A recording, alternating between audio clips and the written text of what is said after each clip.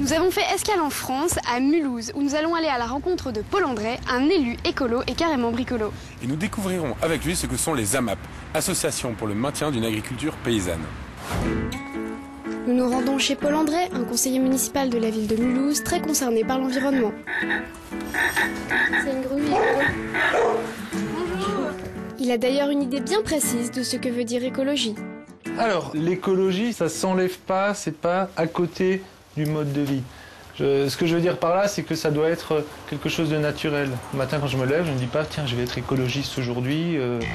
Et chez Paul, tout est pensé pour le développement durable. Il fait lui-même son eau gazeuse, possède un capteur solaire pour régler la température de l'eau, il recycle aussi ses déchets organiques pour le compost. Bref, tout y passe, même l'eau de pluie. Mon projet de cet été, c'est de récupérer une partie de cette eau de pluie, de la stocker et de l'utiliser pour les chasses d'eau ou pour arroser les plantes. Nous emmenons Paul André rencontrer un agriculteur qui a su habilement réunir la culture biologique et la distribution commerciale en fondant le réseau AMAP. Mais qu'est-ce qu'une AMAP au juste? Une AMAP, c'est une association pour le maintien de l'agriculture paysanne. Donc c'est un groupe de consommateurs qui s'engagent auprès d'un producteur local, comme Fred. Donc Fred, c'est notre producteur de fruits. Donc on s'engage auprès d'un paysan local à acheter une part de la récolte. Et on achète cette part de la récolte à l'avance. Et il y a vraiment un lien direct qui serait avec notre consommateur et il y a vraiment des échanges. En plus, pour l'agriculteur, c'est un système qui permet à nouveau de se faire plaisir. Parce qu'il y a beaucoup moins de notions de rentabilité, de faire du tonnage, etc., etc. Donc l'idée, c'est d'aller vers de l'agriculture responsable, c'est-à-dire vers du bio, quoi, concrètement. Hein. Par rapport à mon exploitation, en un an, on a réduit les pesticides de 80%. Ça, c'est concret. Pour que ça marche, il faut que les gens eux-mêmes fassent l'effort de se dire, au lieu de manger des fraises en décembre, je les mange qu'en juin, juillet. Hein, et chez nous, on ne peut pas faire de fraises autrement, quoi.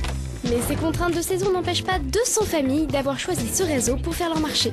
Elles viennent aujourd'hui récupérer des paniers commandés chez les agriculteurs. Cette semaine, on a dans les paniers... Allez, vas-y.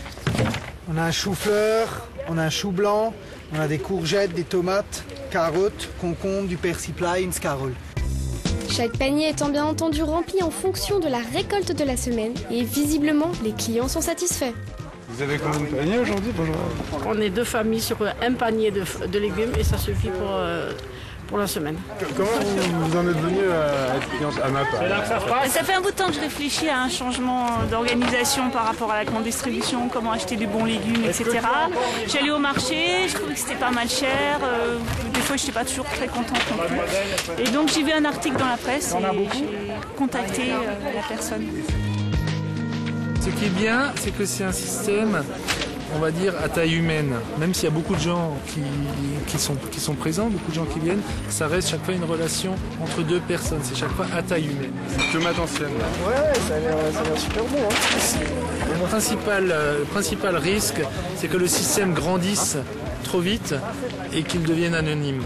Tant que les gens se connaîtront, tant que le producteur connaîtra le consommateur et inversement, c'est un système qui pourra fonctionner. Cette initiative de Maxime et Loïse sera-t-elle retenue dans le panorama final ?